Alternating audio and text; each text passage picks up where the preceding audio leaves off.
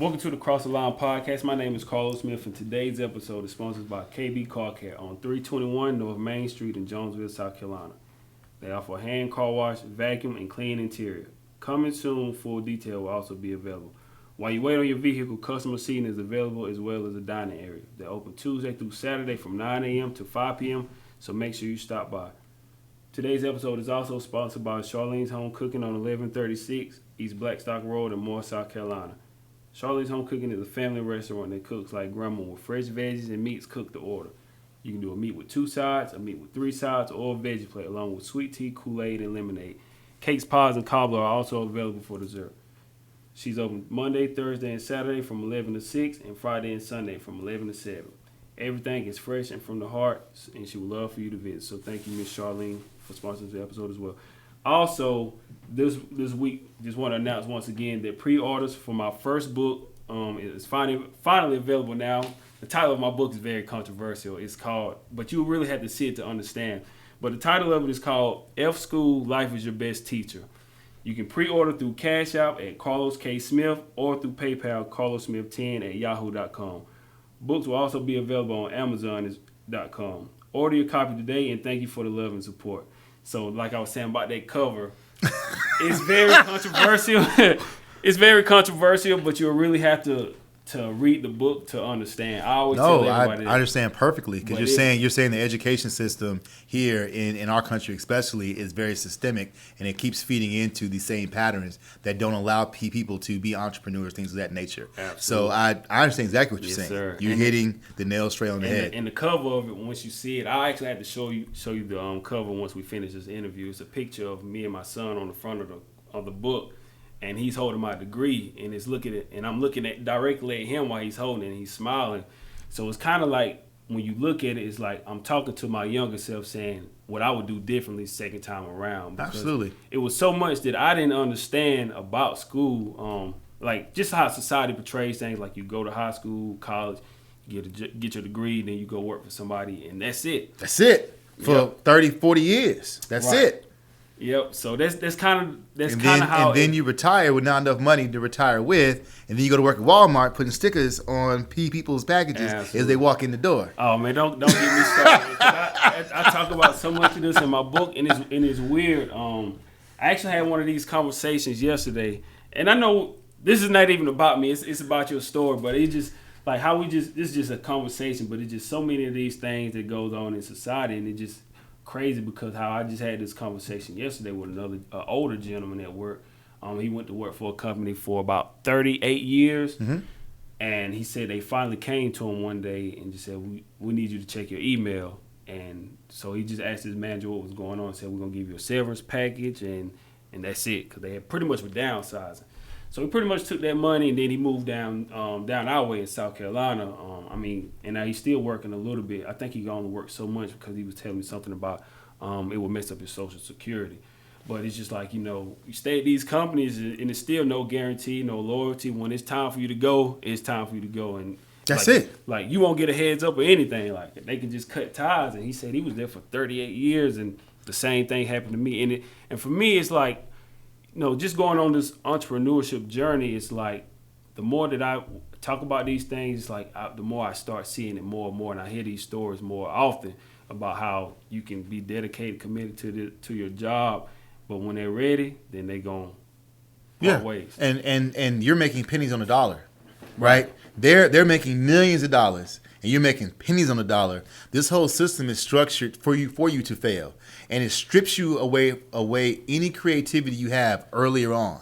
Mm-hmm. They took art and music out of schools, for example, which was ways of kids to learn to be creative and follow their creativity, express their dreams, things of that nature. No. Pull all that out.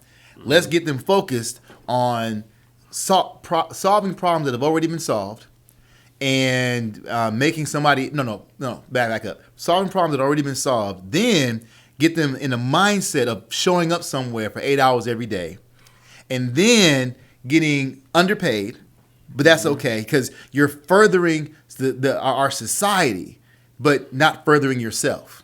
Mm-hmm. So no matter how high you go up on the degree scale, and no matter how many degrees you get, while you're educating yourself, true enough, but it's for somebody else's benefit, because then you owe all this money. Can we talk about the money? You owe all this money at the end. And what's so funny about college, and I think it's starting to change now, but the first 2 years is tipping. Because they're not even putting you in your major area. And you wasting time. You wasting time. But the money's the same. And then when you get out, you're already 2 or 3 years behind because industry moves on. And so the stuff they're teaching you isn't even up to date. So now you have this degree in your hands that is 3 to 4 years old. Or depending on which field you're in. If you're in technology, it's probably 6 or 7 years old by the time you graduate in 4 years, just because that's how fast technology moves and changes. And you owe $200,000 to $300,000, and the job you get pays you about 40 to maybe 70 if you're lucky, and that's it. And it's not like you bring home 70; you bring home like 50. You got taxes and everything. Oh yeah, taxes and all that stuff come out. So it's already structured for you to fail. So that way you're already in debt for your school loans. Then you think about buying a house, which is the American dream. Buy your house. Well, that's another loan. And so that's more money you're in debt. And so the whole cycle continues, and they have somebody else that I like to call as part of the matrix. So, yes. But it's just like how society just portrays these things like over and over. And like you said, the next step after that, you get your job, it's like, and you get your degree job, it's like you said, a house is the American dream. And to me, it's just like, man, it's like everybody follows that same pattern. That regardless what kind of job they have, they follow that same pattern. And sometimes I sit back like, man, is it really supposed to be this way? And I'm like, no, it just how society just makes everything look to us, and then we just follow along those same lines until we die, pretty much. And then what's also interesting is they don't even teach you how to budget your money. Nope. They don't teach you about economics, things of that nature.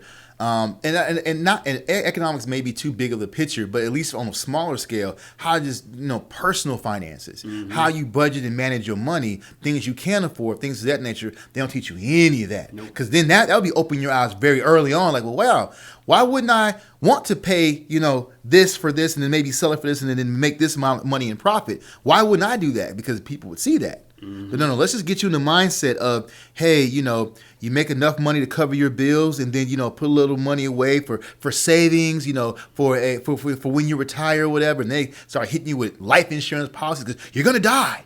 I love the fear mongering. You're gonna die. Oh yeah. And when you die, you want to make sure that your people are taken care of when you die, because you're gonna die. I was like, okay. I know. One day I'm gonna kick the bucket, but I'm leaving a lump sum of money that doesn't appreciate. It's one lump sum. Right. It's nothing residual income coming in to help replenish whatever's spent. Like, well, if you invest enough money, the dividends. I'm like, okay, well, let's look at that. Right. There's nothing gonna pay me 30 to 50% on my money. Nothing like that exists. Nope. Only if I have a business that I can pass on to my children and build generational wealth will that actually transpire. So yeah, I'm with you. Something like you said we never learn about in school. Something that definitely need to change. But I'll definitely be touching on it.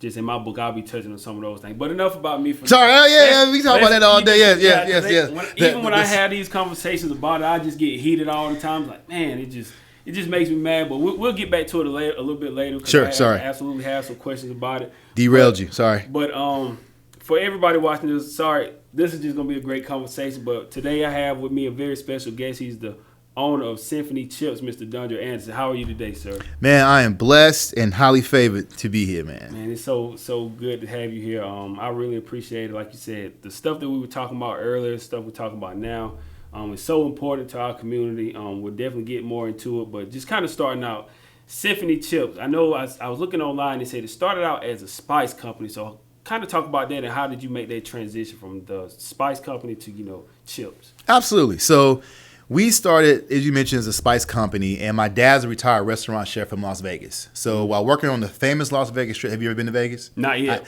Man, okay. That's one of my trips on my vision board. I said we're gonna do some interviews in Vegas as well. So we're gonna make it happen. Okay, great. Well, Vegas is known for gambling and everything, and in between the gambling, you gotta refuel, you gotta eat.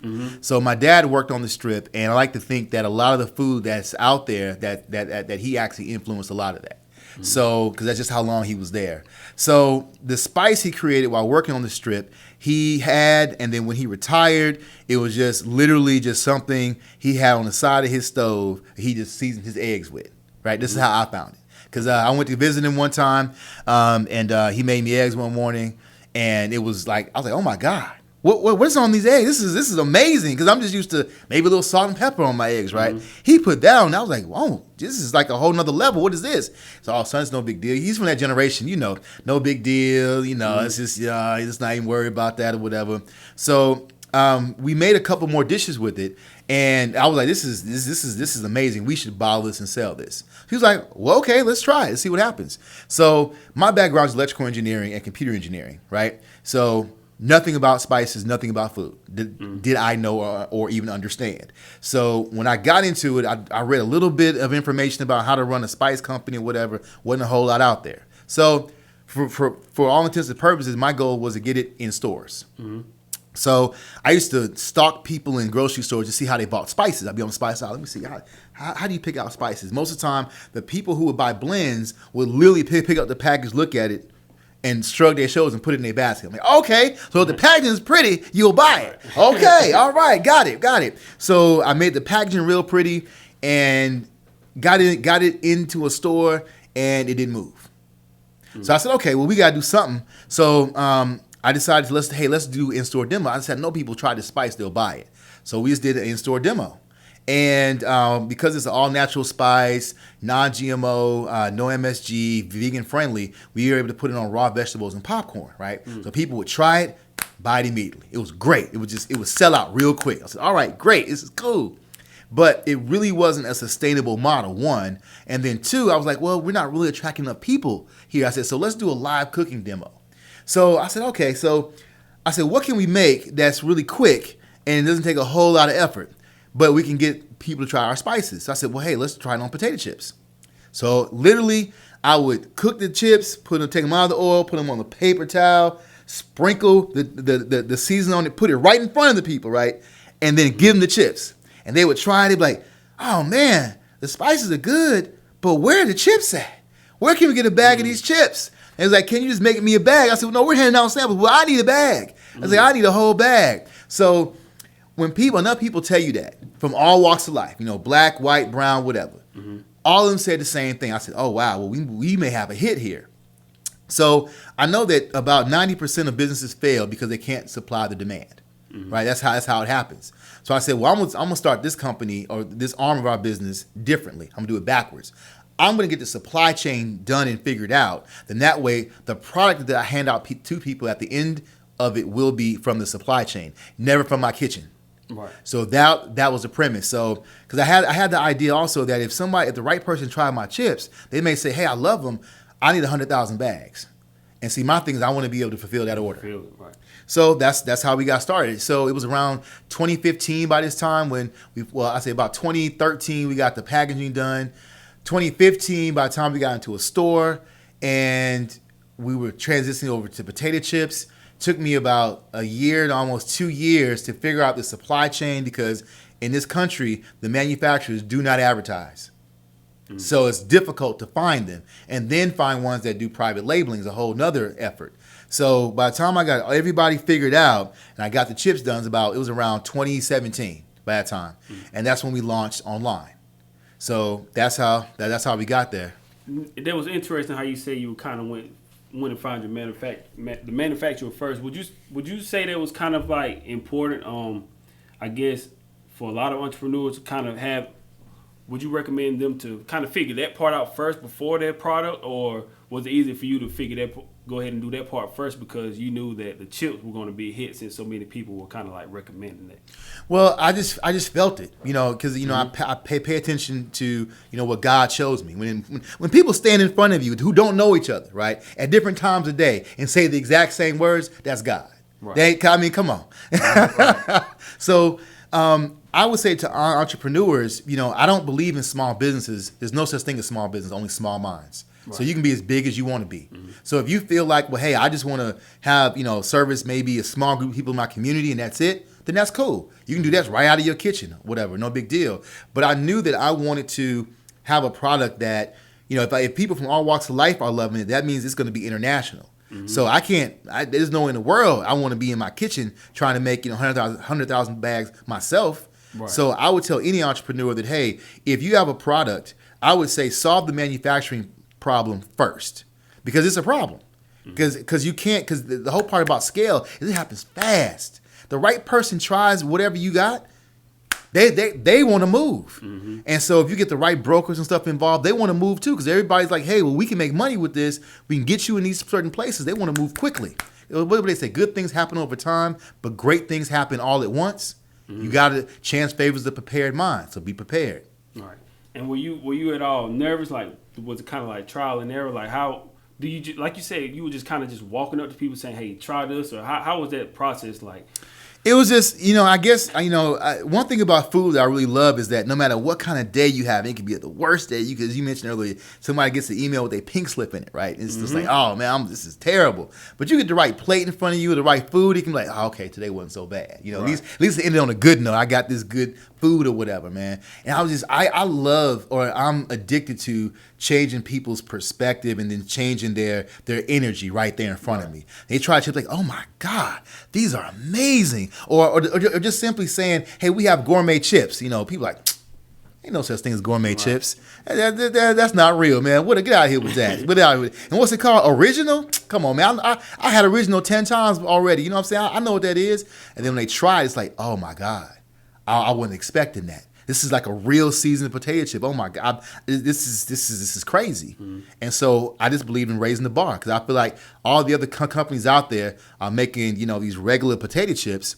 I figured somebody had to make the Bentley. So right, absolutely. Now, Tip, I think I saw online. I saw that you guys were on Target. You in Target, I mean. Yep. What other stores? How can everybody find? I know you Target and you sell them online, but where else can people find the chips? So we're in Target, we're in Walmart, we're in TJ Maxx, we're in Marshalls, and we're also in Amazon Fresh. So it's everywhere, not just in Atlanta, right? So Target is only here in Atlanta. Walmart's only here in Atlanta because we just got into Target and Walmart fourth quarter last year. So they're doing this whole test phase to see how it goes. And then TJ Maxx and Marshalls is nationwide. So any TJ Maxx in any city you at, we there. I definitely have to go back. if they're still open when we get back home, I'm definitely gonna make sure I stop by just to get a bag of chips. I just want to go check them out as well. Absolutely. But as far as how many flavors do you guys have so far? So we have our 3 flavors out now, which is the original, then we have smoked, then we have balsamic. But we're about to come out with another 4 flavors. Okay. And your father, I know you said he was the one who made the seasoning and everything. Is he still kind of hands-on with Oh, yeah. Every blend that comes out, he mixes and authorizes. Okay. Just wanted to know the part. Did growing up, did you want to be a chef, or what did you want to be growing up? Because, I know you said he was a chef in Vegas. And so I actually had, the best of both worlds. Like, my mother is a hometown country cook, right? And then my father's the gourmet chef, right? So I'm the guy that makes the collard greens with the white wine reduction in them. You know what I'm saying? So it was like mixing that together. So for me, I've always been a lover of technology. Cooking was just something that I just enjoyed to do as well. So I figured that would up my marketability with women, right? And, if I can cook, then bam, I'm that's 80% of the game right there. So just being honest. So it was never a point where you was like, they just kind of like enforced it on you. Just kind of pretty much, you just wanted to do your own thing. I mean, I used to watch and they would create these wonderfully tasting meals, right? Like, oh man, that tastes amazing. How you do that? And they would just show me, oh, okay, you got to do this way, do this way, but never do this and this, that, and the third or whatever. So I just did it, and it was just repetition. I mean, I got my favorite meals or whatever, and I'll venture out to try different things or whatever, man. But to me, I think the best thing I learned how to make was a sauce, right? Because that changes it, right? You can just make pieces of stuff, but when you got a white wine or a red wine cream sauce to something, you know what I'm saying? Bam! Now that meal went from $8.99 to $27.99, so. Now he worked in Vegas. Well, are you guys originally from here, or where are you guys originally from? So we're originally from Detroit. Okay. So my mom got tired of the cold, so she moved us to the opposite end of the spectrum, right, the other extreme, right? So I just grew up there. Yeah, I always say, for me, I want to go. I always say I want to go visit up north in those places, but never to stay because I always heard it's just so cold. Man, the wind is ridiculous. Yeah, but or as they call it, the hawk. what is that culture like up north though? Is like, far as like, are you guys really big on soul food up north, or is it kind of? Absolutely. Because you got to remember, as when we were slaves here in the South, people migrated to the North, right? So everybody has roots. If you go far back enough, everybody's from the South. So all that Southern cooking is definitely alive and well in the North. Absolutely. How did you guys get the name Symphony Chips? Simple, man. My dad believes that every bite should be harmonious, so we call it the symphony. I love the name. I'm just like, that's very, very interesting. I saw online you said something about in your video. One of the videos you said, kind of building your business. You were looking to have people, I guess, that were smarter than you around you to kind of help give you some ideas. And I see a lot of entrepreneurs say the same thing. Why would you say for people that it is so important to them to surround people around them that are smarter than them? Because like I said, if I'm the smartest person in the room, I'm in the wrong room. So would you just talk about that a little bit and say why it's so important to have people around you that are smarter and greater at things, that better at certain things than you are? Simple, man. You cannot do everything, especially if you're talking about building an enterprise, right? Because that's why I say there's no such thing as small business, only small minds. Right. So if you develop a brand, and like I use myself as the example here because it's just me. Like I'm really good at supply chain management and also business process automation. I'm great at those things. I suck at marketing. I cannot draw anything to save my life. I draw stick figures, and I'm almost 50 years old. I can't draw to save my life. So the packaging you see was somebody who has the ability to make the package look like what's inside of it. It looks alluring. It looks inviting. And those are things I know I want and need, but I know I can't do. So I have to have somebody who's better than that than me, right? Also, not to mention, financial structuring, things of that nature, right? Because my thing is, okay, I got to build the business, make the money, but then knowing how to structure it in such a way so I don't get hammered by Uncle Sam or whatever, and I can continue to build and grow, have to have people who know that side as well. Right. So by being smart enough to know what you don't know, or just respecting your limitations. Like I could learn to draw, right? Somebody could teach me to learn how to draw, right? But I would be really constricted to just what they showed me. I'd never have the creative ability to go beyond that, right? So there's people who are passionate about things that I'm not passionate about. Right. I'm not passionate about, graphic arts, but I respect it. You know what I'm saying? Because I know how important it is. I'm not passionate about web design. But I understand it and respect it and how important it is to have a great user experience when people come to your website or even to your IG page or whatever. So I get that part. So it's not so much just having people smarter than you, but people who are more passionate about different areas and facets of your business that are really important to help you grow. And it takes a lot of the load off of you, like some of those things that you don't have to worry about doing. Delegate, delegate. You can do this. You can do this. That's actually how it was like. Like you said, for instance, like the graphic design, I know I can draw anything, like my logo, business cards. Like I had somebody design the t-shirt designs that we have. I didn't do any of that. I was like, there's no way I can take the time. It would look horrible if it was up to me. Absolutely. And one of the beautiful things about it, though, is like you said, when people that are passionate about it, you can help them kind of bring alive their dreams as well, because you're giving them something to do that they love doing. It's actually one of my guys that designed for us. I'm not going to take the credit for it, but I know, just saying, hey, can you design this and this for me? And then he came back to me asking me questions like, hey, how much do people charge for these designs? He was picking my brain just because he would give me my designs, and I would take them to go get made. So he was just picking my brain to know like how much he needed to charge like the other designers. And then he came back to me one day and said, man, I'm thinking about starting my own business. So I was like, man, just do it. Just go ahead and do it. Don't even think about it. Just do it. So it felt good to know I was helping him kind of, bring about what he wanted to do even more, even though he had it in him all along. But it felt like I kind of like helped, kind of push him towards that direction anyway. But I want to ask you also, like, speaking of like delegating responsibilities, talk about your children, your two daughters. I know they're not here today, but Like, what are some of the things that they handle throughout the business? Oh man, so And your father. Well, you said your father Yeah. does the season. Okay. yeah, he oversees all of the seasonings. So every flavor we come out with, he makes sure it's perfect. And so, well, actually, he's the lead on it. I won't say I help. I hate that. Add a little bit of this to it, I got a little bit. Right. But no, my daughters are amazing, and this is where I feel like as an entrepreneur, or just as a father as well, it's important to lead by example. And that's hard sometimes, right? Because at least I'm from a generation that was raised as, no, don't do as I do what I say, right? Right. And that don't work for these kids these days. Oh, no. Not no more.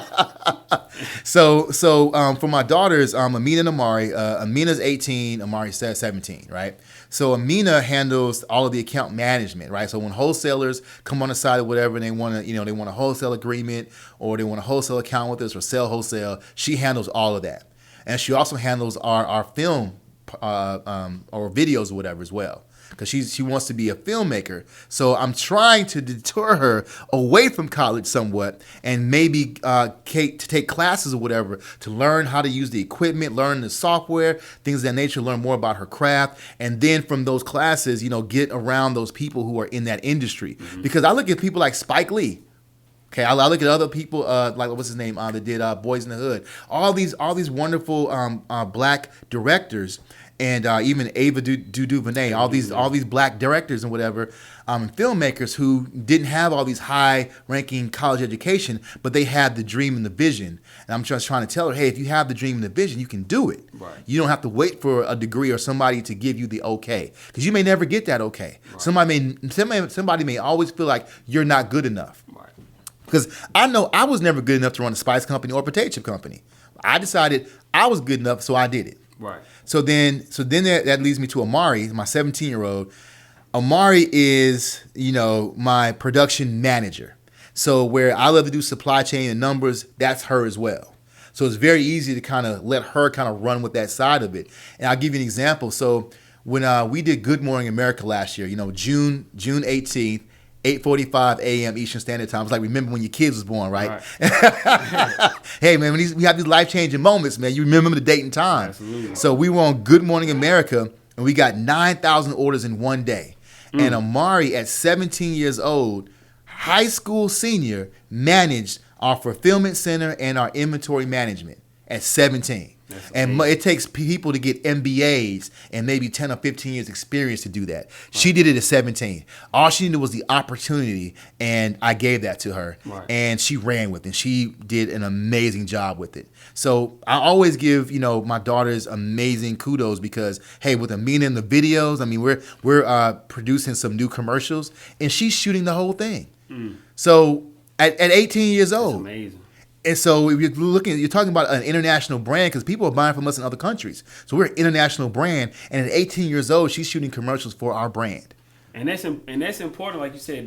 They're getting that hands-on experience already. And right. And I said this in our previous interview. If I'm a kid, just thinking about it, just like far as from a business perspective, if you want to go run your own business, why not shadow somebody who actually has a business and learn from them? Like you said, your children can come up under you and like you showing them the ropes already. And I remember I watched an interview with Bob Proctor yesterday, and he was saying 80% of the people that are teaching us in the school system, they don't even have a business. So it's just like, why do we have to go learn from them when they don't have one themselves? So it's kind of like we're working backwards in a sense. So that's what I'm saying. For me, I always say, for kids that want to have a business or anything like that, go whatever field you want to get into, go learn from somebody that's actually doing what you want to do. That way you can learn from them hands-on, because like you said, even if you go to college, they may not have that business that you can learn from, or like I was telling you earlier, when you graduate, you might hear lack of experience. So it's one of those things I would say, I definitely love what you're doing with your children, because they get that chance to learn hands-on. Hands-on. So they won't. I would rather teach them how to find security based on your efforts and your results versus a paycheck. Absolutely. Because that's new age slavery. It is.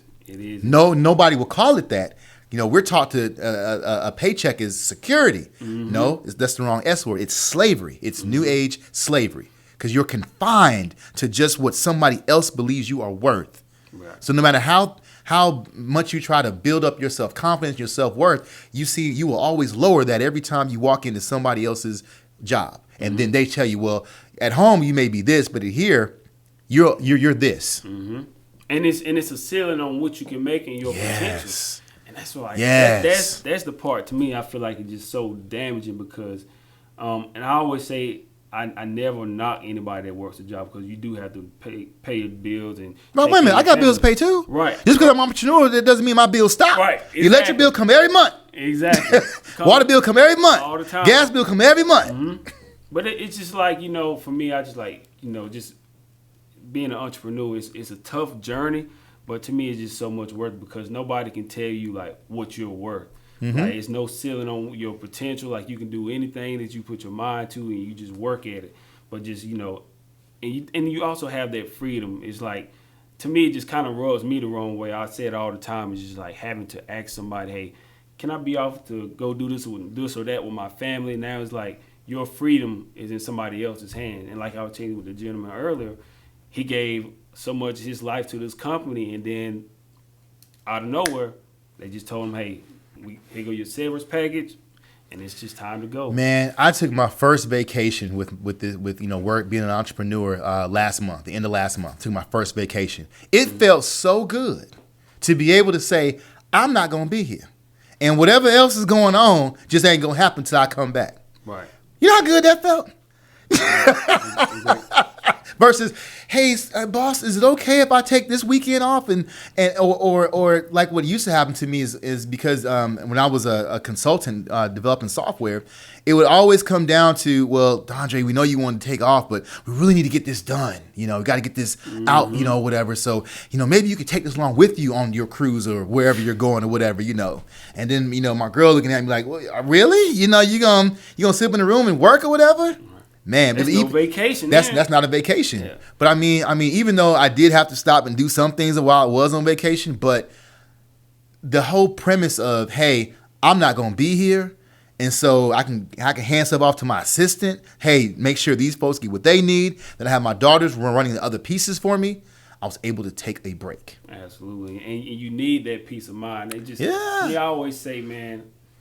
One of the best feelings for me was when last year we did our self-investment tour, and we went to a few places. We went to Tennessee, went to Jacksonville, Florida, and of course we shot some interviews down here. But for me, it was just a great feeling just knowing we were on the road doing something we love to do, and we were able to network and to just create opportunities and the people that we were meeting. And it was just like one of the best feelings in the world. And one of the ladies, she even took care of us. She was like, "Hey, I love what y'all doing. Here, let me sponsor your next episode." Different things like that. And it's like you never know, these things wouldn't have happened, which we still have our job to, take care of everything we need to do. But had we not even took that initiative to say, hey, we're going to bet on ourselves and start our first tour, none of those things would have even been possible.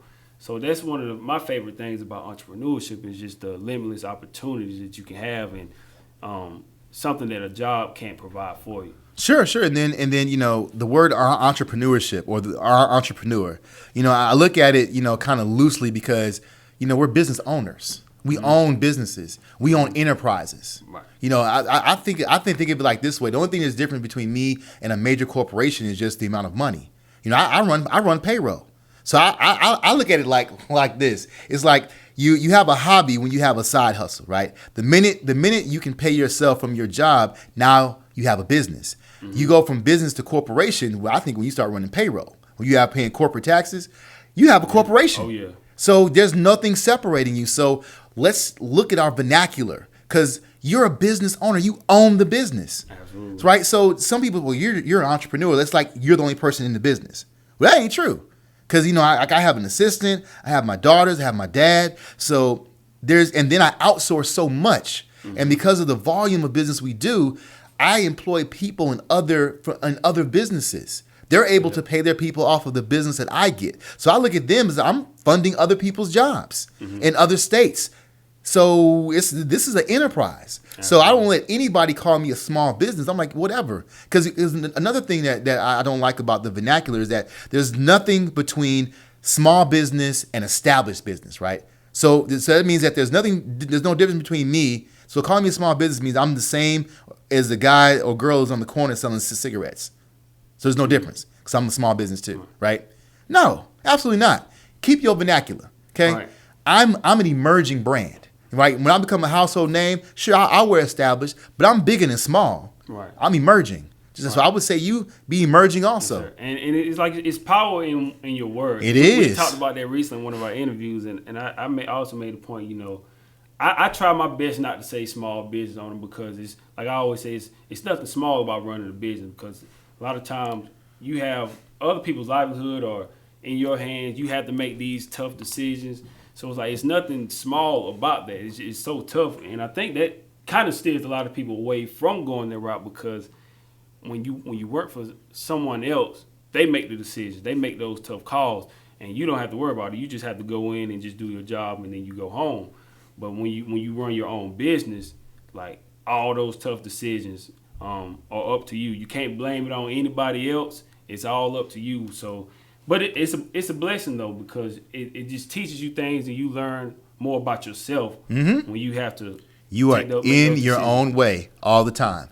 You have to be better today than you were yesterday. That's the constant challenge, and I look at it as every day make a decision that scares you. Mm-hmm. So for me, that's my goal every day is, hey, make a decision or do something that scares you, which is constantly keeping me out of a comfort zone. Mm-hmm. And then really when you look back on those decisions that you had to make, a lot of times you were like, man, that really wasn't as bad as I thought it was going to be. It's not as scary as I thought it would be. And I'm like, he's like, man, I'm still here to talk about it. So it really wasn't that bad. But like I said, I would definitely encourage people, to always bet on yourself. We got to this point just by betting on ourselves. Absolutely. Everything isn't going to be perfect. You're going to learn a lot of lessons. Everything is not going to be perfect. Is subjective, Carlos. You perfect right now. We doing this interview perfectly. The mics is set up. We got cameras here. It looked perfect to me. Right. That's subjective.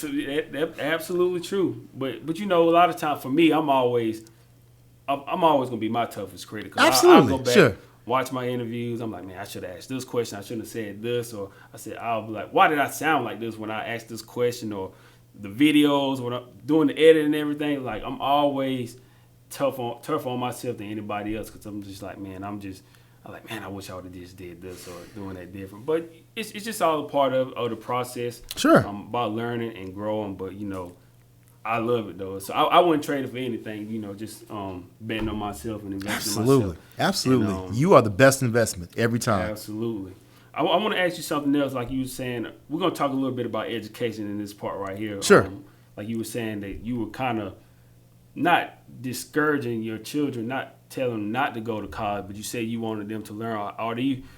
Are they still leaning towards that way, or do you think they want to kind of continue running the family business and doing what they're doing now, and with the videography? So, because me and their mother are on very opposite sides of the fence on this one. Because I'm an entrepreneur, their mother is a 9-to-5er, and so I feel like hey, that's what you want to do. That's fine. To your point, not people who follow their own path. Okay, right. Cool. We just disagree. So my goal is to be able to generate enough revenue where I can pay them enough money to pay for their own schooling. So it's not me just daddy writing a check for it. They just go to school and do whatever. But I feel like they're smart enough to, if the money comes out of their own pocket, they'll start asking them questions themselves. Well, why do I have to wait 2.5 years to get to this class? I need this class right now because I'm doing this over here for my family business. So it'd be great if I could do this right now. Well, no, you have to wait so-and-so. Well, I don't want to pay. Because my kids are real good at that. And I think, how old is your son you mentioned? Mine, he's 6. Okay, well. My son is 6. What you will see when he starts spending his own money, everything changes. Right. Because, when they spending our money, I want a combo. With the large fries and the Yep. And see Batman on TV, I want Batman. I just bought you one yesterday. Yeah, no, I want that one. Yep. I want with the lights on it, But when it's their money, I don't have to have number one. Can I have the 4 for 4, Right. Absolutely. So that's one of my goals is to get the revenue to a place where I can pay them enough money to pay for their own schooling, so they, like I said, they can make those decisions. But more importantly, I'm trying to show them, hey, if you own the business, like for example, my youngest daughter wants to be I always say it wrong, psychiatrist or psychologist. I think it's psychologist. And I said, well, hey, baby, do you just want to help a few people or do you want to help a large scale number of people? I want to help people on a larger scale. I said, okay, well, cool. Why not own the business? You do not have to be a licensed psychiatrist or psychologist to own the business. You can own the building. That's true. And all you got to do is connect the dots. Bring people in that need the help.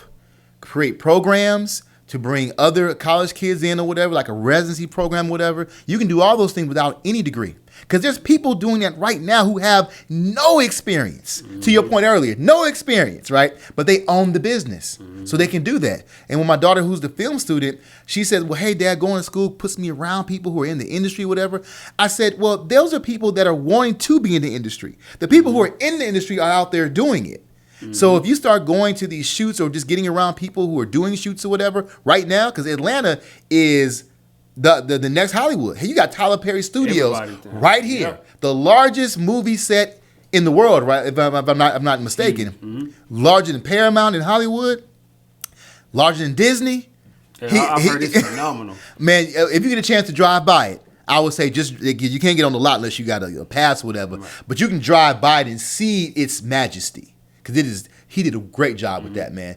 But yeah, that's why I tell them is, hey, if you own the business, then you can do whatever you want to do, and no one can tell you don't have enough experience or you're not ready. Just go do it. And see, that's a different mindset because they don't teach us that way in school. Oh God, no. To own the business, we have to go work for them. Yeah, go work for somebody for a little while. Go work in that field for a little while, see if you like it or whatever. Then you make that decision later on down the road. Mm-hmm. Well, let's look at what down the road means. That's 4 years of some undergrad degree, and then maybe another 6 to maybe 10 years of experience in that field. So that's 14 years of your life, pick up, chunked away, before you maybe might do it. But then you're so used to that paycheck that now it's like, oh man, do I want to take this risk? Mm-hmm. Is this, oh man, I don't know. Because what they didn't teach you while you were getting that experience is what does the real money look like? Show me what you're actually bringing into this company and what you're paying people. Teach me that part. Well, nobody showed you that. Nope. No, you can go in there and work alongside Bob and Susan, but you can't come over here in the executive suite and see how the money's made and how we're divvying up amongst ourselves. Mm-hmm. 80% of the money going in our pockets, and we let y'all fight for the other 20. They don't show you that part. No. So that's what I'm trying to teach them now is like, hey, my daughter who wants to own her own practice is like, hey, if you own the building, then you can put all the counselors in there you want. It's a game changer. And they'll, you just put them on payroll. Mm-hmm. I run payroll right now. I'm not an accountant. I have an application that, hey, I just put people's salaries in there and it shows me what I need to put in the bank account to cover it. Right. That's real simple. I can do that. It's easy math. Yeah. So I try to teach them things like that about ownership and how it changes everything when you own it. You can steer the direction of it. So yeah. When would you say for you began to get that this entrepreneurial business perspective, like you were just saying, like instead of just working for them, you can own the building. When did you say you kind of like figured out, hey, I can make real money. This is a real business. Let me own it instead of working for somebody else. Man, I took the long way around. At least I say, you say you're always your worst critic, right? Right. So I started, working 9 to 5, and then I worked next to somebody who was a software consultant, and he let it slip. Well, me and him talked a little while. He let it slip out how much money he made. I was like, well, dog, I'm making $50,000 a year. You're making $50 an hour. I'm like, oh, wait a minute. We sit right next to each other. And I don't think you're smarter than I am. He said, probably not. But this is what I'm getting paid. I was like, whoa. So I said, well, let me start my own software business, and I can get contracts or whatever, and I can make the same thing. And I did that.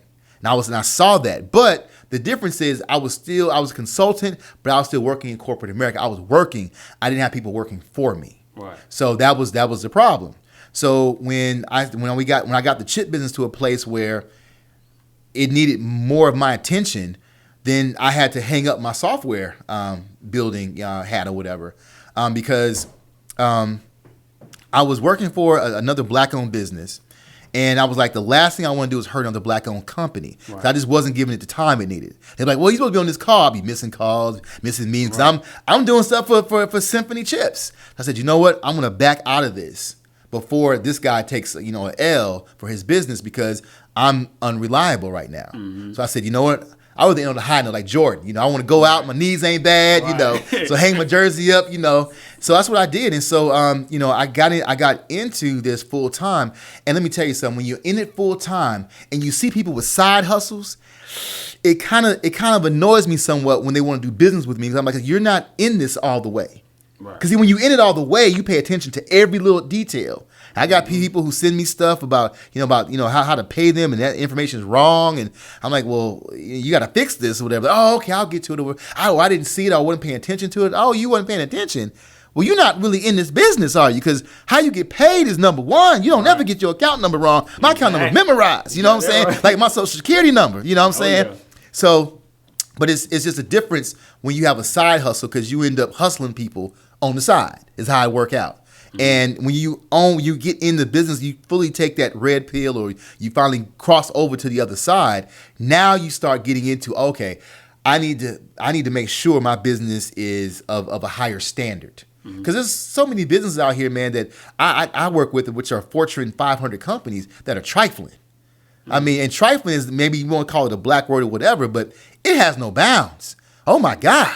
I mean, people treat you any kind of way, and it's like, hold on, I'm paying you, and you acting like this way towards me. I said, that's perfectly fine. Guess what? I can go someplace else. Because you start looking at these businesses differently. When you have your own, now these are just people who either want my money or can offer a service I need, and if it's not at the quality or level I want, I ain't got to go with you. Right. There's nothing telling me I have to do business with you. Mm-hmm. Nothing. And I enjoy that. And like I said, like you get firsthand experience of see how these companies or these corporations treat people on a daily basis. And I know that can be brutal. Because I honestly felt like a lot of major corporations, like even last year when with the social injustice with George Floyd and everything. Absolutely. I always felt like a lot of them weren't really genuine about it anyway. I just felt like they were putting out those statements just because it was like the right thing to do. And then, over time, they would just hope, okay, people are going to forget about it. Let's move on and, to the next news cycle, Yep. But it's like you said, you get a chance to work with these companies, like, on a first-hand basis and, like, see how they treat their people. And it's just like, not to treat people this way, which should be common sense anyway. But, a lot of times these companies, kind of like take us for granted, and they just do. Oh yeah, for a lot of companies, they feel like their people are expendable. That's the mindset. And within my organization, I make it a conscious effort to practice synergy. So everybody knows how they play into the larger picture. You understand not only your piece, but how your piece affects everything else over here. Right. So that way you can see what's happening, from a coach's perspective versus just, a player on the field.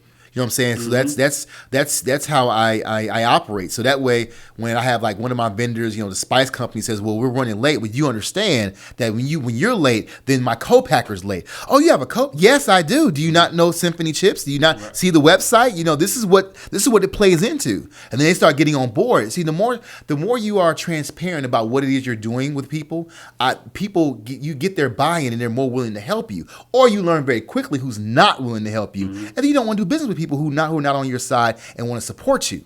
Mm-hmm. Because in the end, yes, we all make money, but more importantly, what are we doing for each other? How are we building up our communities and when I say communities, more like the infrastructure inside of their companies or whatever. And all that plays a part. Because I work with people who are not the decision makers in some companies that get stuff done or whatever, and they're always happy to talk to me or whatever. Because I let them know, hey, this is what we're doing.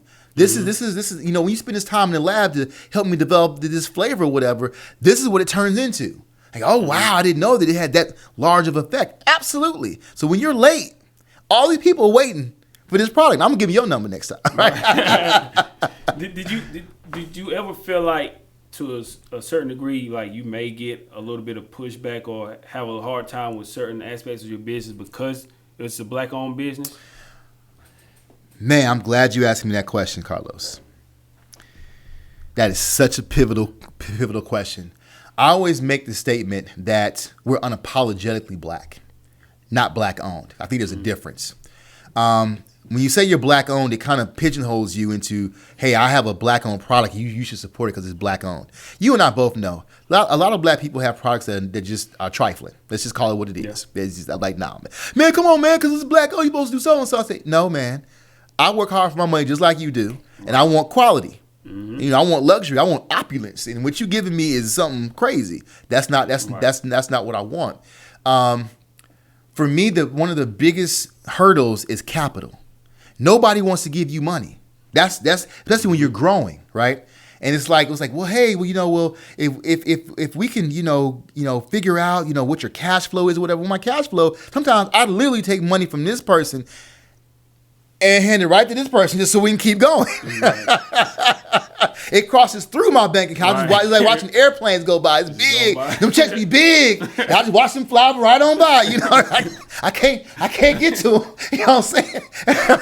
That's how it happens. They're like, well, that's not very good cash flow management, but I'm growing. So if I like, for example, we're in a phase right now where we're getting ready to launch our spice line. So I gotta pay for development of the bottles, the labels. All that stuff costs money, right? Mm-hmm. And then it has to be in a nice looking package that represents our brand. All that stuff costs money. Right. So they're like, well, I don't know, those are good decisions. I'm like, well, those are great decisions. If I want to make some more money, mm-hmm. My packaging has to look a certain way.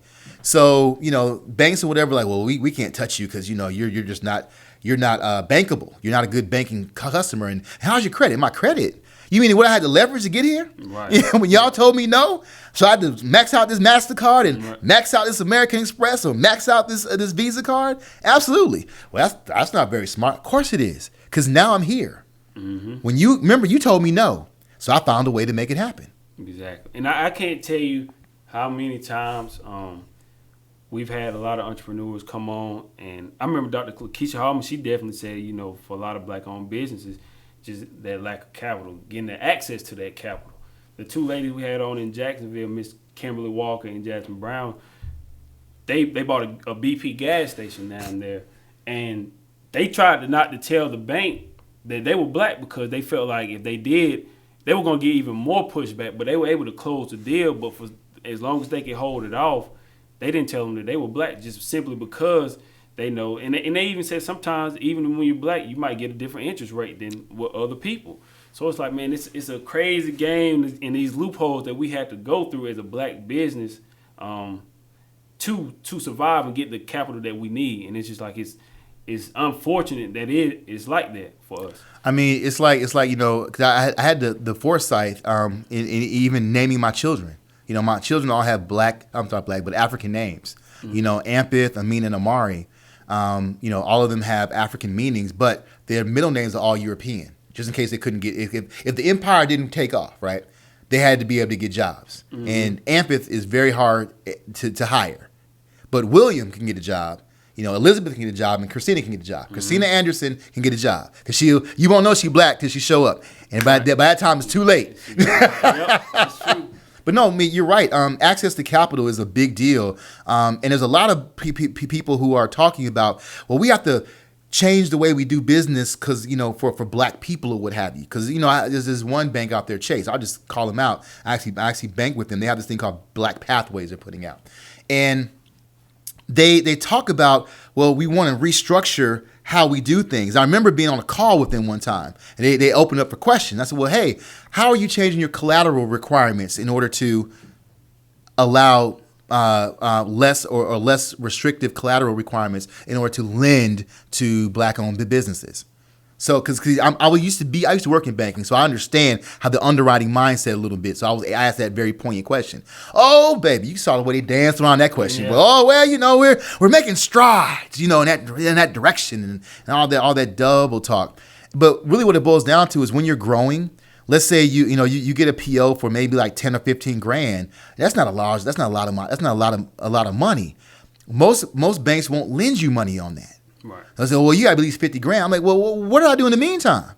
Well, you got to work to get to 50. Well, I need this 15 to get to the 50. Right. Last time I checked, 15 came before 50. Exactly. My math, that's how I do math. I'm just, they were like, well, sorry, we wish we could help you, but no, we can't or whatever. So I think finances is a big issue. I know there's a lot of black,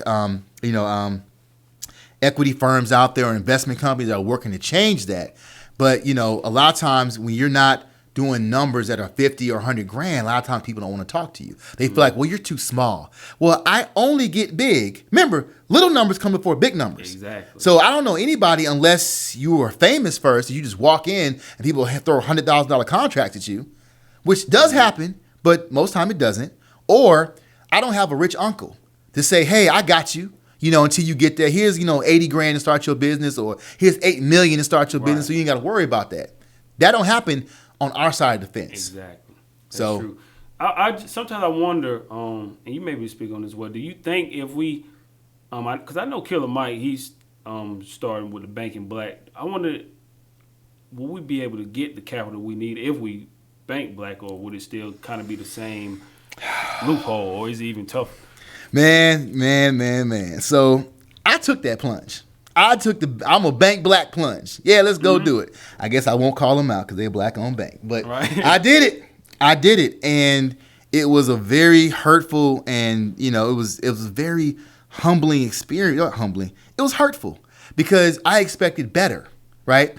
And by better, I mean, like, for example, the bank I'm with now, to get a debit card when I open up an account, it just, I go in there, open up the account, and it comes in the mail. I'm done. Or I can even open it online. Debit card comes in the mail. This particular bank, I had to walk into the branch and fill out a debit card application, hand fill out. I'm like, what are you talking about? This is 2020. Who does that? I said, this is 20th century. Are you kidding me? And they were like, well, and then when I wanted to send a wire, I was like, hey, I was online. And I needed to send a wire. But I didn't see the option. They go, oh, no, you have to come to the branch to do that. I got to drive all the way downtown to come into the branch to wire money. I said, what? I said, are you kidding me? Nobody does that. Well, that's how we do it. I'm like, okay, let me pull my money out because maybe we're not ready for each other yet. Right. And that's unfortunate that it's like that. But I don't know the black banking industry or what's happening now. I know there's third party companies involved that allow for certain things to happen. But if you don't have a certain, I guess, revenue with those third party companies that allow for online banking or whatever, then you can't do those certain things. And maybe it just takes them getting to that point. Right. But until they get to that point, I mean, I can't invest my money in there because we're in a global economy. If I'm all the way, let's say in Japan doing business, and I need a debit card or I need to wire them money, for example, I'm not about to fly all the way to Atlanta to fill out an application just because you decided that that's how you want to do business. Right. I need somebody who does business on the level that I'm at. Right. And I would hope that wouldn't be the occasion for every black owned bank. I hope not. It's not, cause the one I had access to here, I was like, yeah. Because I was like, man, we got a long way to go. If that's the case for all of our banks, which I'm hoping it's not. I'm hoping it's not either. Yeah. Maybe I just went to the wrong. But I went to the right black bank a little too early. How about that? Hopefully they gonna come around. They'll see this video on that. I know who he's talking about. I know exactly who he's talking about. They're gonna be like, yeah, we gonna figure that out. You had I saw in your video you had a point where you said something about you had to overcome guilt about not becoming an electrical engineer. Is one portion of your video. Do you still kind of have that guilt of not becoming an electrical engineer, or? Well, it's like we said earlier. You're your own worst critic, right? Mm-hmm. I mean, for me, it was a hardship because I'm supposed to be an electrical engineer, right? That's what I went to school for. I was all excited, right? I even had an offer from Motorola and another offer from IBM. So I was like, okay, great. 'Cause I was going to build semiconductors or whatever. I was, the chips that go into your cell phones. I was going to design and build those. I was happy, right? I had my life all planned out. But it just so happens I graduated December 2001. You know why? After 9/11. Exactly, yeah. Right after 9/11. And if you follow technology around 2000, when the .com bubble burst, people were basically excavating their IT departments entirely. It was crazy. So Motorola went under. IBM took a hit. So those offers where they say, well, you know this offer we gonna give you, we're gonna pull that back. And so I basically had to reinvent myself. So did I have some hardship about not going into the semiconductor field? I did, but at that time, man, I had my wife had just had our second child. So, and then she was pregnant again. So it was like, okay, well, I got to do something. I can't just sit here and wait for them to reoffer me that same job that went away. I had to reinvent myself. So I reinvented myself into technology. Into writing code. And it just so happens building hardware and writing code were very similar. So I was like, oh, okay, this isn't so far-fetched. So I did it. I taught myself, reinvented myself, and I was able to land a job as a junior developer at the time, and I just soared from there, man. From junior developer to software architect. You know, I'm kind of telling my age a little bit. I remember 9/11. I still remember where I was. I was in the 4th grade, and I was in Miss Bishop's class. And, like, I remember... I'll tell you my story. Go ahead. I want to hear yours. Go ahead. When we went into the class, I really didn't understand what was going on. I just remember seeing, like, a plane flying into a building that was collapsing, and then when I went home, it was still on the news everywhere. But I didn't really know how serious that it was at the time because I was 10 years old and just sitting in class that morning, they turned it on and like, man, it was crazy. But I was like, that's like, dang, it's crazy that it's been this will be 20 years since that time, man. Time just flying by. But yeah. Man, I was at Georgia Tech at a career fair of all places, right? The first plane hit and I was talking to, now, if you've ever been to career fair at Georgia Tech, every technology company, all Fortune 100 to maybe 1,000 are there. You know what I'm saying? They're looking for Georgia Tech students, right? Mm-hmm. And the cool part about going to Georgia Tech and just being the hustler I am is that most of those kids, they are privileged. You know, they feel like they're entitled. They ain't trying to, even dress right or whatever. Mm-hmm. They talk to people like, whatever. I don't. Your company is, what are you, Fortune 500? Oh, you're too small. It's that kind of mindset. Mm. But me, I'm like, yeah, who are you? Absolutely. Here's my resume. Right? And then when the first plane hit, a lot of people just huddled around the TVs, leaving the recruiters wide open. So, baby, I was just like, hey. Right on in. I'm dealing resumes like cards, boy. Yeah. So, and then when the second plane hit was when everybody, when they started breaking up the event because they figured that they don't know who they were going to hit next, right? So I remember that, man. And I was just, like I said, I was a senior in college. So, I'm thinking, it's going to be all right. Right. But it was my time to transform from what I thought I was going to be into what I became for a while. I learned a lot from all the companies I worked for and worked with. And then it got me here to a place where, man, I'm glad I got the IT experience because, we're working my spreadsheets or whatever. Man, I'm a master. It's like child's play. What would you say was the biggest thing that you took away from all of those jobs? Because I always say, even if you work somewhere and you can hate your job, but it's always a lesson in something. It's always a lesson that you can take away from whatever it is that you're doing. What would you say is like that biggest lesson or something that you learned from the jobs you had in the past?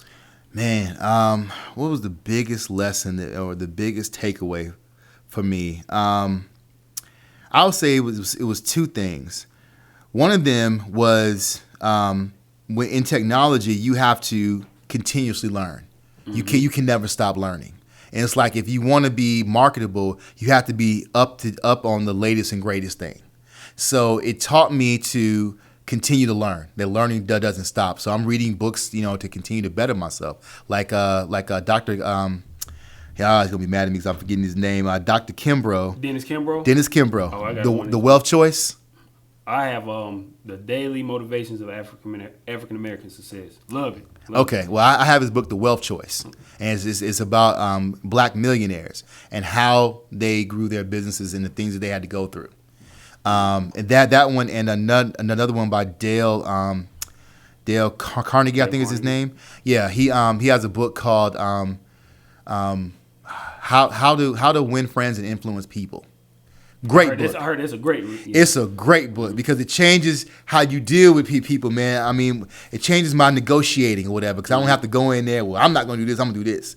No, we start talking about kids and things like that and, getting people to say yes and things like that or whatever. Then you get them on that path, whatever, then you can get whatever you want. It's like, oh, okay, cool. I like this approach so much better. And then the other thing I learned was what support looks like. And this I think is key in relationships because when you're an entrepreneur and you continuously need to grow yourself, your needs or requirements from a partner as far as support goes or support system goes changes. Because as you know, there are some super highs, right? But there's also some super lows, you know what I'm saying? Mm-hmm. But you need somebody that's flexible, or there's a group of people around you that's flexible with you. I even had to change some of the friends I hung around because they were all 9-to-5ers. They didn't get the fact that I'm, what I was doing. They understand my plight or whatever. So I say, I need people around me who are entrepreneurs who understand what's going on. So we can have these conversations and we can, high five and, have beers or whatever when we do great or whatever. And when it's not so great, people who have been there through the same period that I'm going through and can talk me through and out of that stuff. Because it's a lot of self-evaluation all the time. All the time. You're always reevaluating yourself. You're evaluating, why do I have resistance to this? What in me is forcing me to struggle with this concept? And you have to get out of your own way, which means, hey, I have to process whatever I pushed down as a child or as a young adult or whatever I went through that I pushed down that I can't get through to get to this next step. I have to process and release so I can go further in my life. Absolutely. And it's interesting that you said that we have a lot of entrepreneurs to say about, the journey of entrepreneurship. It can be lonely. You might have to isolate yourself, and then like changing your circle of friends. I'll never forget Ben Hall told us, he made a great point. He said, if you're trying to run a business and all your friends around you, all they do is work a 9-to-5 and all they talk about is just getting overtime and getting a check, running up a check. He said that's all that's going to surround them. That's all that they're going to see, just working with somebody else. He said sometimes you have to, of course they're still going to be your friends, you're going to love them regardless, but you have to put yourself in those spaces with entrepreneurs. That way you can learn from them, because if not, then you may fall into that same cycle, or you won't get the things that you need to keep Absolutely, going, man. Iron sharpens iron. That's what that's the words, man. Iron sharpens iron. And that other phrase, excellence cannot exist where mediocrity persists. That's true. So you got people around you that just, as you talked about, I'm looking at this overtime, so I can get this bit of money, whatever, or I can't wait till I get off work, on Thursday I do such and such, such and such. They have that mindset that's that mediocre mindset. I do just enough to get by. Mm-hmm.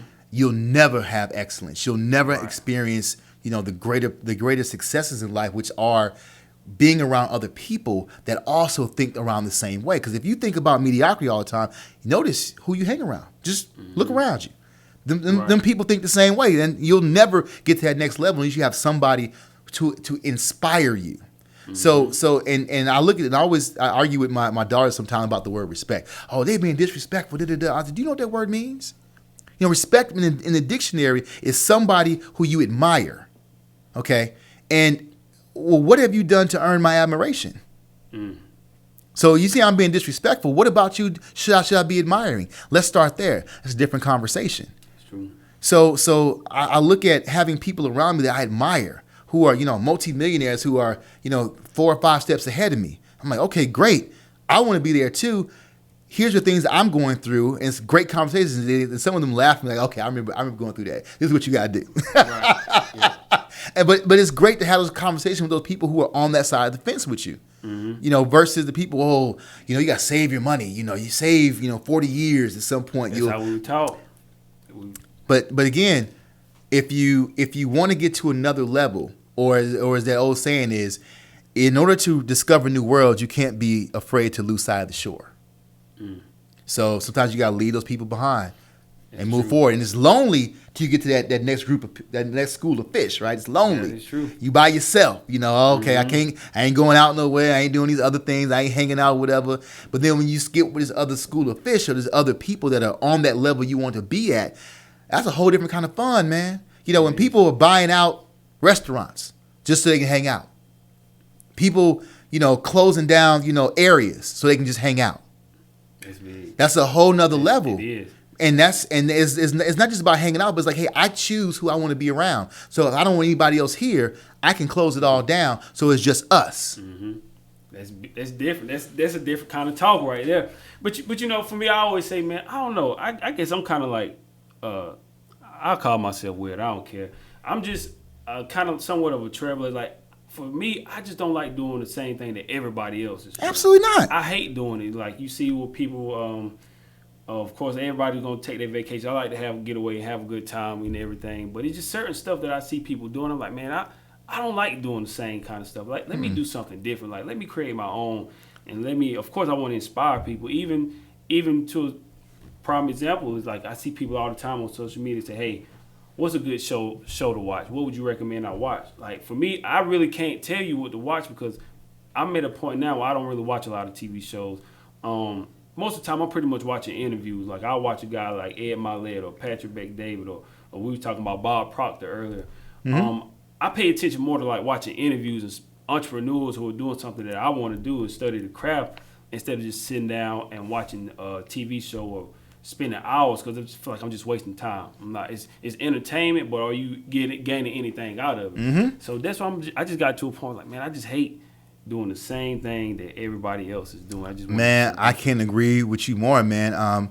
There's on YouTube. There's these videos called Billionaire Lifestyle. So I like watching that because it's like, okay, like for example, I didn't know you can Airbnb a yacht. I didn't know you could do that. Me either. So, while people Airbnb in houses, you instead of staying in a hotel, you can just Airbnb in a house, whatever. You can Airbnb in a yacht. And you get the whole staff that comes with the yacht. So that's something different. Yep. Not everybody's doing that. Right.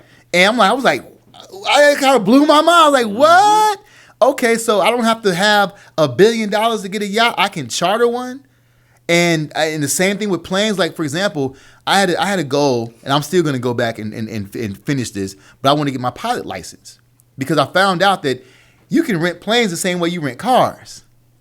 That's crazy, isn't it? But it's just the stuff that, to your point, not doing the same things that everybody else does. But sometimes you have to see it's what you expose yourself to. So I like surfing. I love YouTube, man. Now, YouTube is great now. So it's like I didn't know that it's like the best teacher, YouTube University. Anything you need is just put it in YouTube. You gonna because people just turn on their cameras and whatever they doing is like there it is, and they're the star, and it's something that you've never done before, never thought about doing, and it's like, oh my God, I didn't know that was even possible, or I never thought about that it being on that level. And one thing I teach my kids as well, and I got from Bob Proctor and watching the movie The Secret. They talk about well, if you have this goal of getting a car, go test drive it. Meaning, hey, if you have this goal of getting something, go find out everything about it because you might be closer than you think you really are. Because until I saw that YouTube video about chartering or Airbnb a yacht, I thought I had to have $1 billion. This is the only way I'm gonna get the yacht I want because the ones that are 10 million or whatever, those don't playing tune boats. I don't want that. I want the yacht. I want the chef. And the white glove service. I want all that. But until I saw that, I did not know, hey, I'm closer than I thought I was. And it's like, gosh, so my dreams are closer than I believed than I thought they were. But it takes you getting into it and just finding out more about it. Anything you want to do. I tell you one of a life-changing experience for me also. Absolutely. The gentleman who's not here with us, Marcus Burnett, who allowed us to use this building. Thank you, Marcus. Shout out to Marcus Burnett. Appreciate you, sir. Yeah. Wait, isn't that the same dude from Bad Boys, Marcus Burnett? Yeah. You a bad boy, Marcus. You a bad boy. Yeah. But Marcus, I remember right before I graduated, I met Marcus through Coach Cox, who gave me an internship while I was covering professional sports. But it was just about 2-3 years ago, Marcus had an opportunity.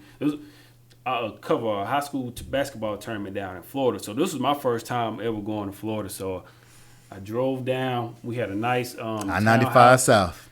Right.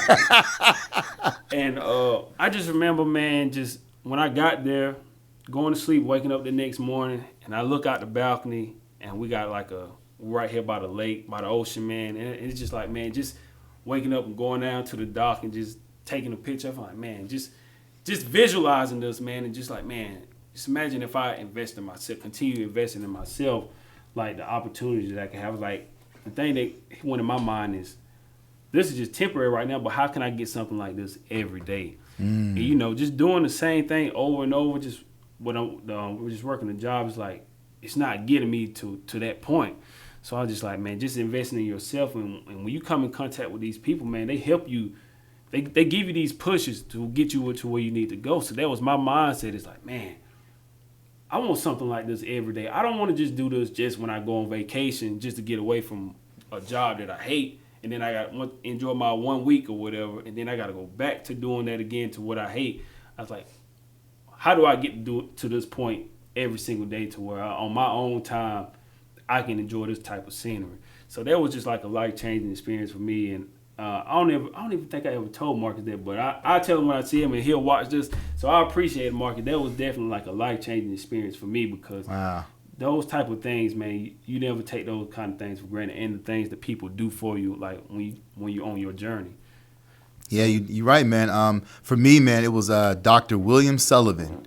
He was or it still is, the director of the Upper Bound program in Las Vegas. And Dr. Sullivan used to have whatever year it was, he had that model Cadillac, you know. And so he used to drive that. And I was like, man, what I wouldn't give to be this lifestyle. He drove me to his house, you know.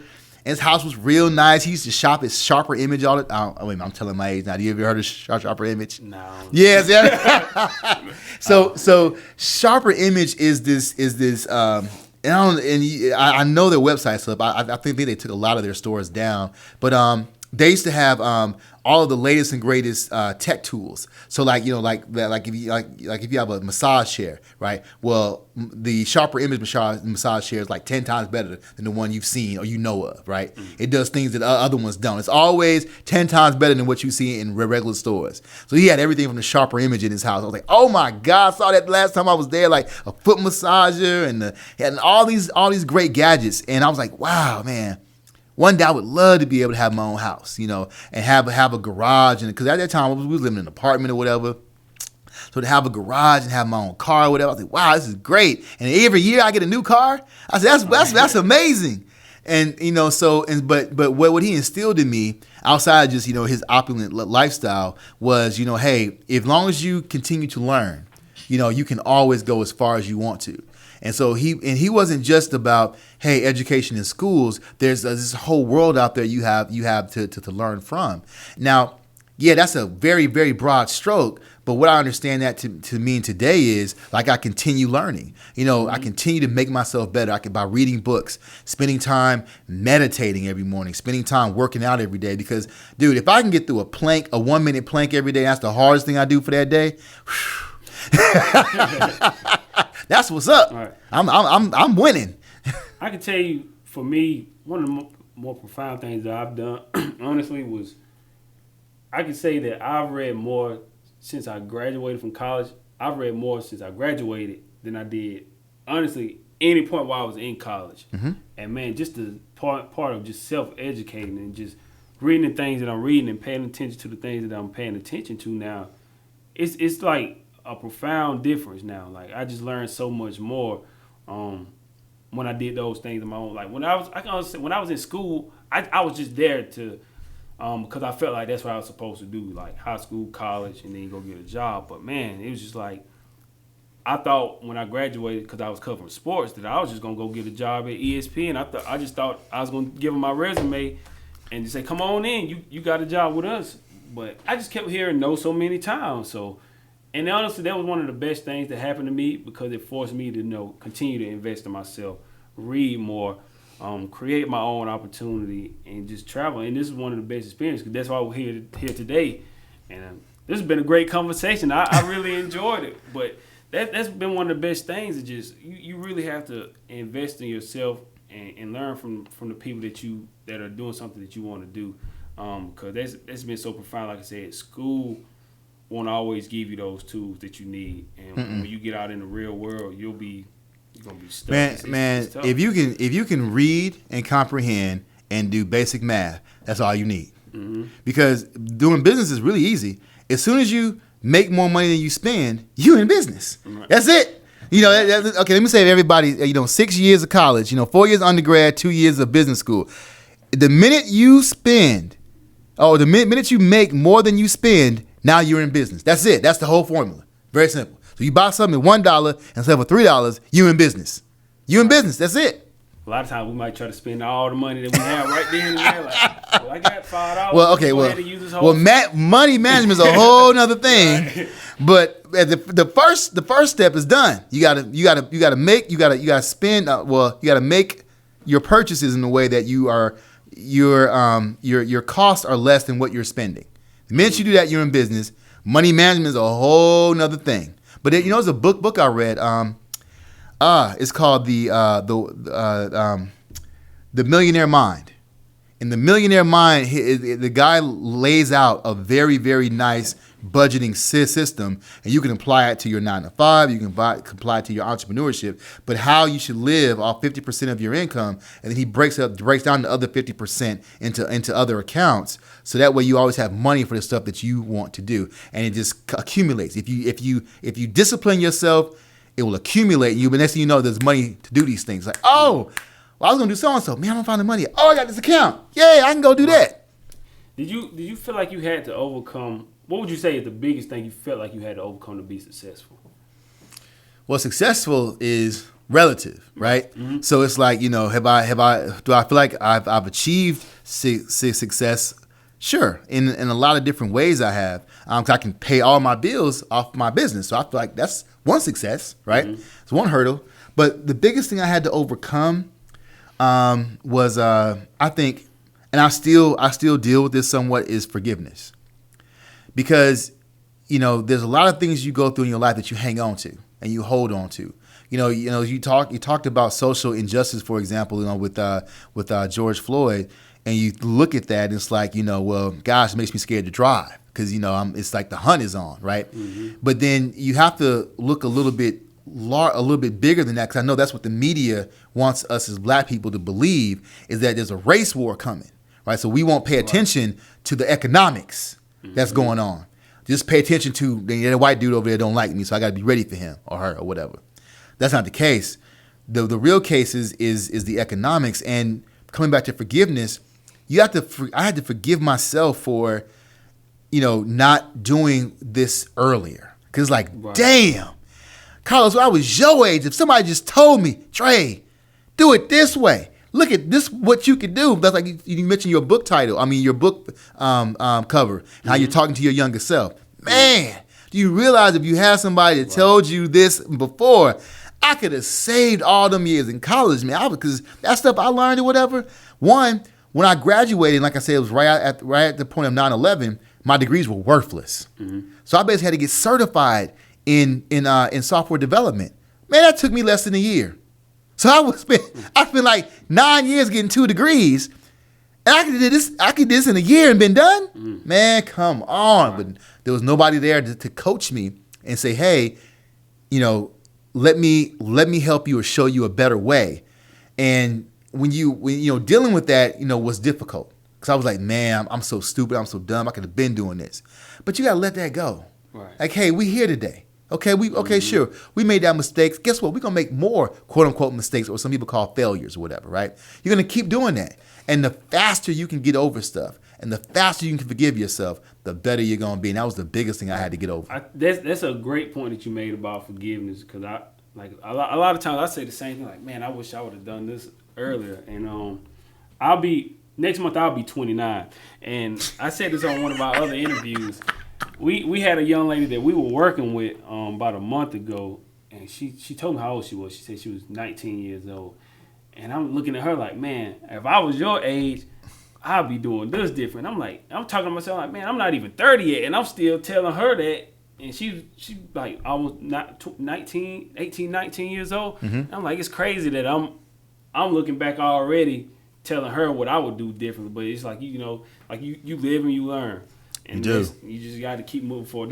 Don't beat yourself up about it, but it's just part of life, And I'll never be mad at my parents. Our parents can only teach us what they know. That's it. So it's up to us now, especially with all the technology we have and the access to the internet, so we can find out anything that we need to know now. But like you said, forgiveness, that's definitely the perfect word, because like if you don't, man, you'll continue to beat yourself up about stuff that you wish you would have done differently when you were young. And you have to be thankful for the experiences. Right. See, that's when you know that you have truly gotten past something, is when you're thankful for the experience and the people. Even though people do you wrong, tear your heart to shreds or whatever, beat you down or whatever emotionally. But you got to be thankful for those people, because they were put there to help you think things through differently and make different decisions next time. It may be as simple as not touching the hot stove again, right? It's just that it could just be, summarized that simplistically. But you thankful for that hot stove, because now that's hot. I ain't gonna reach for that this time. I'm gonna go get this oven mitt this time. And it was Michael Beckwith who said that you have to be the way you know that you have gotten over things and you have truly forgiven yourself and the other person or whatever, is when you are thankful for the experience by finding the gift in the experience. Like, what was my gift in going through that? And a lot of times when you're in the midst of the anger and the hurt or whatever, you have to search for that gift. Like, what was the lesson learned that is the wisdom in this? You know what I'm saying? And when you figure that out, then you're like, oh wow, dang.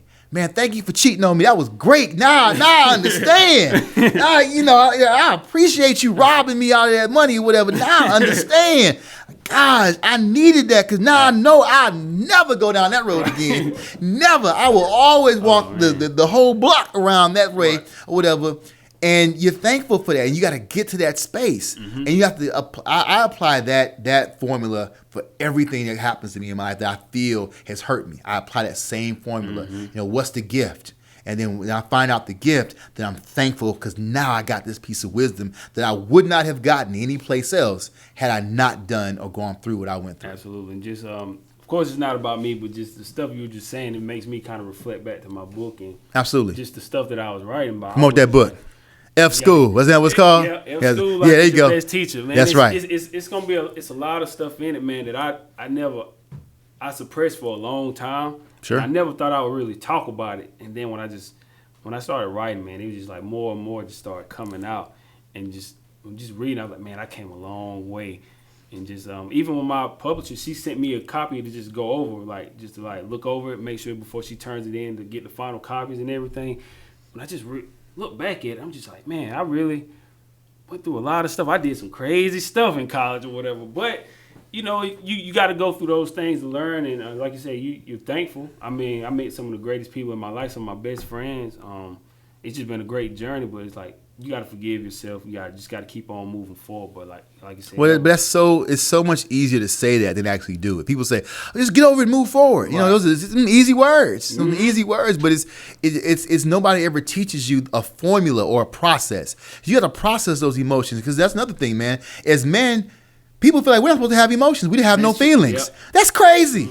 At what point do we stop being human? Because last time I checked, let's see, when you're formed in the womb, you start off with a heartbeat, and then you get a brain, then gender's assigned later, right? But you're alive.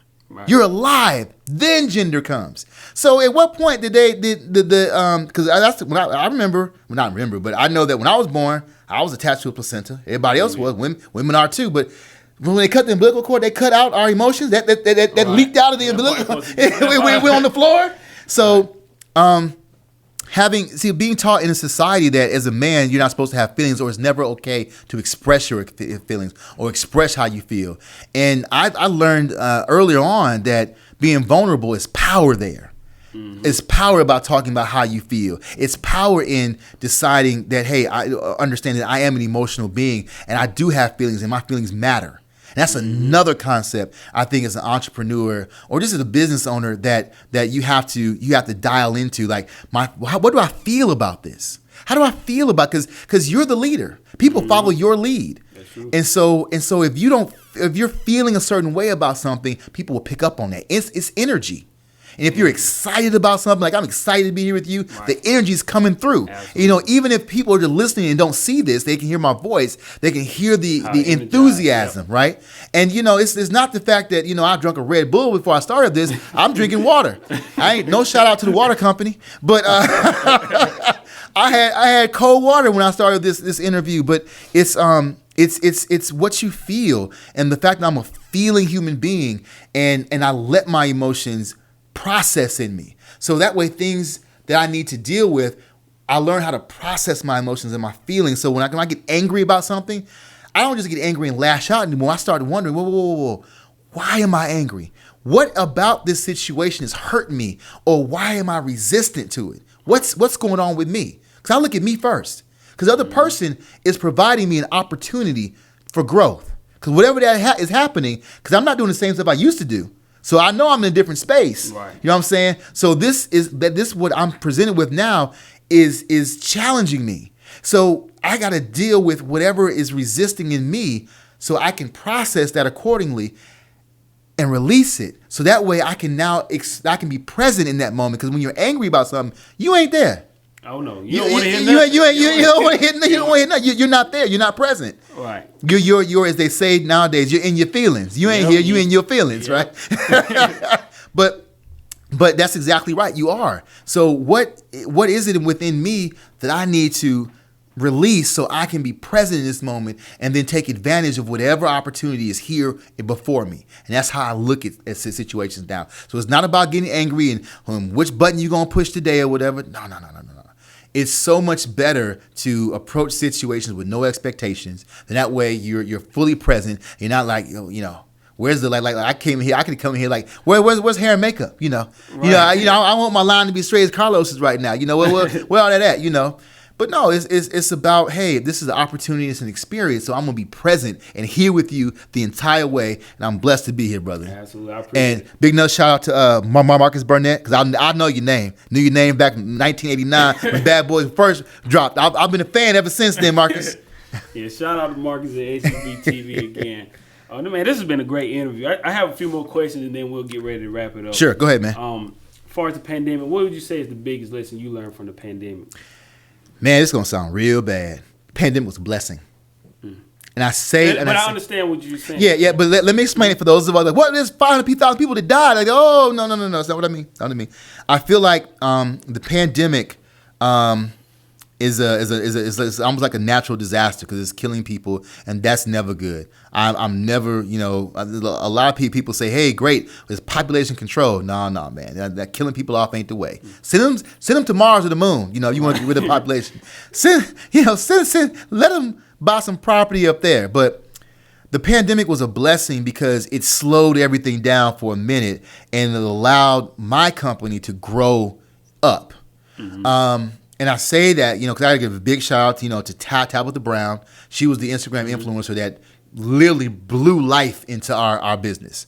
I mean, it was like, she's... I seen when she was talking. Yeah, she had 1 million followers, a little over 1 million before because she's much bigger now, right? So I knew her back when she only had 1 million followers, right? And she grabbed a bag of those chips, flipped on her camera and said, it must be Jesus in these bags.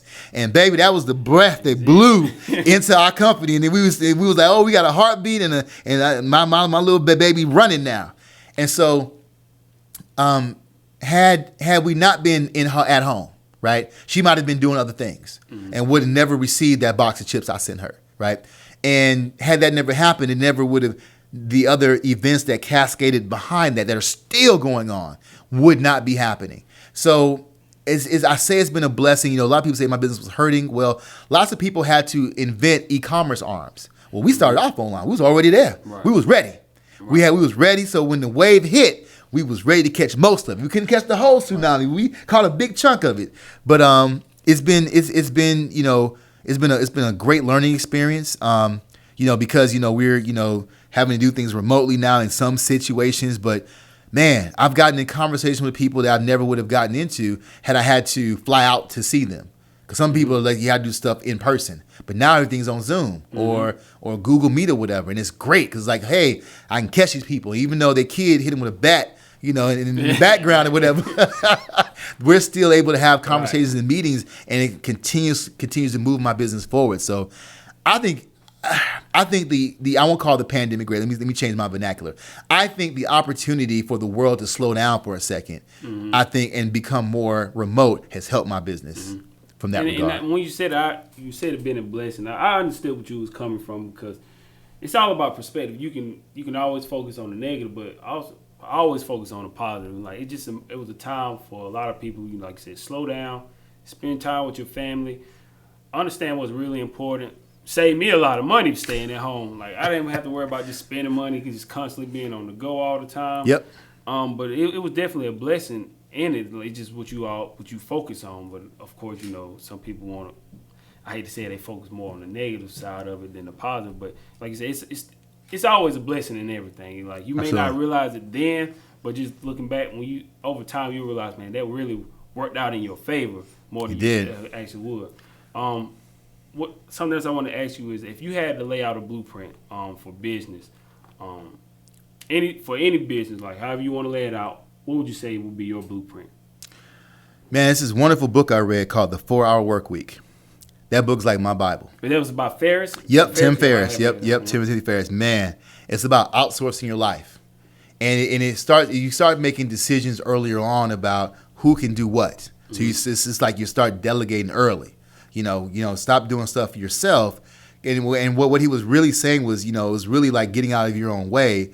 As a business owner, you have to be able to, hey, so-and-so's better at this. Going back to the point we made earlier was, hey, somebody has more passion about so-and-so, let them do that, okay? Right. Somebody's great at this part, let them do that. And then let them do this over here. So that's like my supply chain. I could have very easily mixed the spices myself. I could have very easily put taped some paper bags together. Mm-hmm. And I could have very easily fried every batch of chips myself. I could do that. Right. But it wouldn't have the same effect that it has right now. And I could not operate at the level I need to operate at that I'm doing right now. So I would say outsource as much as you can, as early as you can. Get it off, because I need to be free. I need to be freed up to be able to focus on what's the next pieces my business needs. Like, where's the next thing I need to do? I think some of the habits of the mega rich are, being able to focus, or a lot of them use the terminology, just meditate on their businesses and just growing themselves personally and then their businesses. Because this is a business is like a baby. It's literally like a newborn baby. A lot of times, see, when a newborn, there's no benefit of a newborn. The first 6 months of life, they angry, they scream at you, and you got to change doo-doo all the time, right? And they crap and they yell at you all the time. It's the worst thing, but it requires so much of your attention. And so that's how I would equate a business. So the same blueprint you use for a child, which is you never have enough money.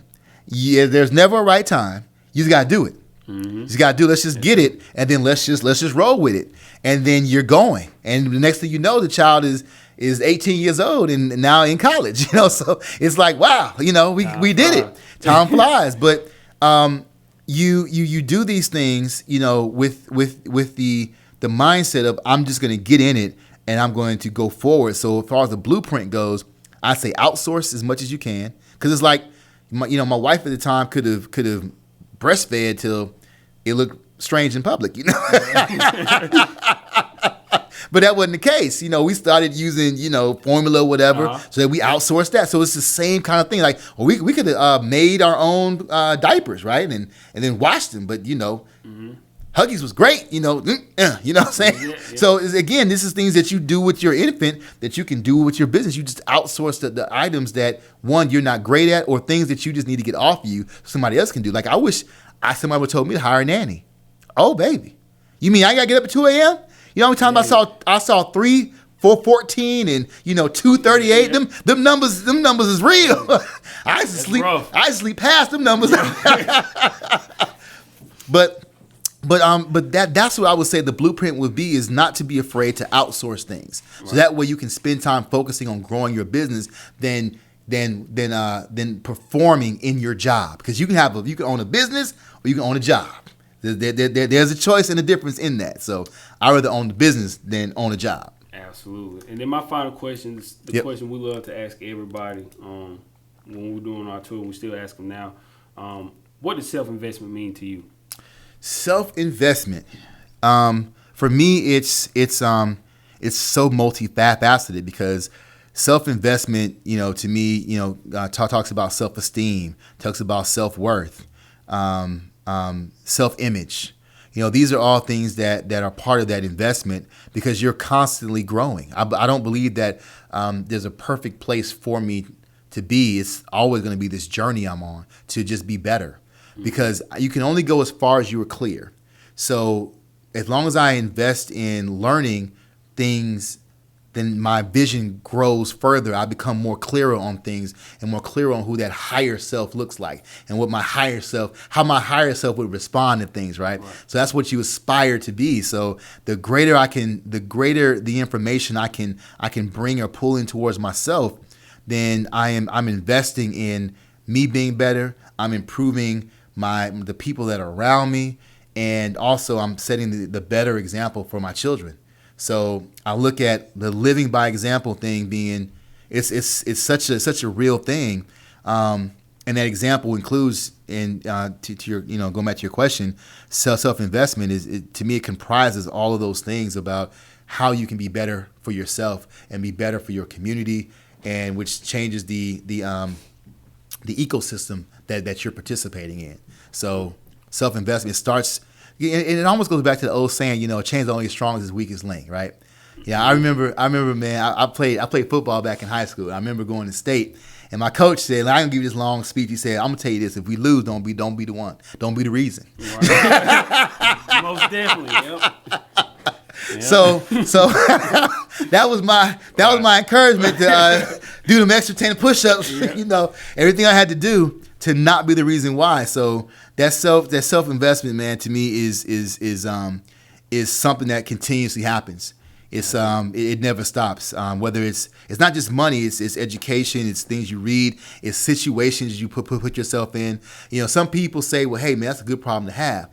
I don't believe that I think that's an oxymoron, like political science, right? I think that's an oxymoron. Right. Good problem? Nah. It's like changing. It's like having a flat tire in a Ferrari. Well, to me, it's still my car is still disabled. I can't go nowhere. Exactly. I got the same problem to do with the Honda guy. Right. Said my car is $400,000, but I still got to call an Uber. It's not good.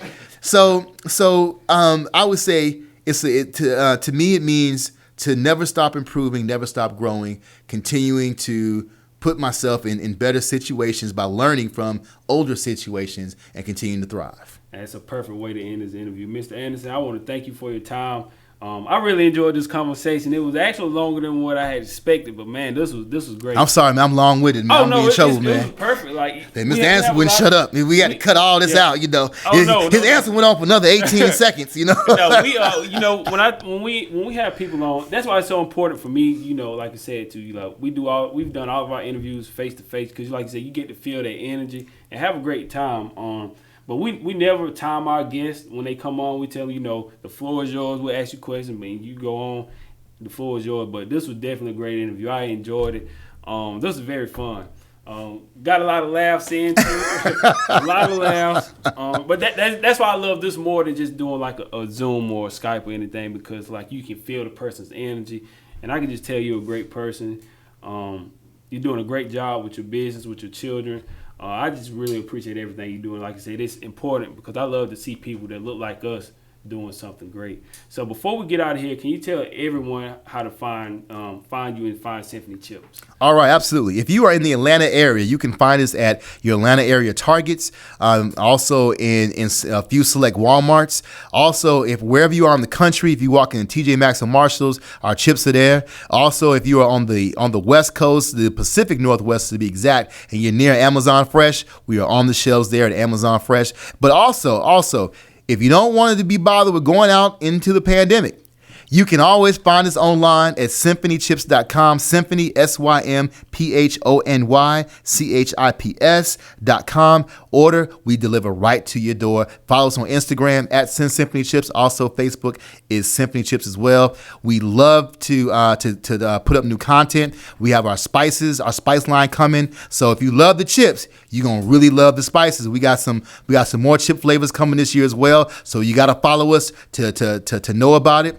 And I love you all. As the people who have already tried our chips, tell all your friends about it. It's the only gourmet potato chip on the planet. Nobody else says gourmet. They infer it with sea salt and fresh cracked pepper. But if you cook, that's just salt and pepper. You ain't doing nothing special. And people been doing that for the last 100,000 years. Mm-hmm.